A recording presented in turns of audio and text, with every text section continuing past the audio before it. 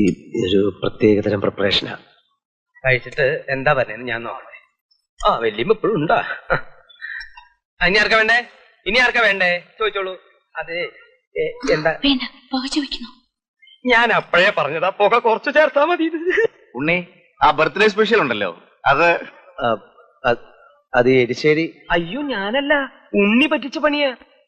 എന്തായാലും നന്നായിരിക്കുന്നു, really delicious. കുറച്ചുകൂടെ തന്നോളൂ. വലിച്ചു വാരി തിന്ന വയറിളവ് ഒളിയാ. പുതിയ ആയിട്ട് ലേശം കൂടെ ആവാം. എന്താ ഇതിന്റെ പേര്?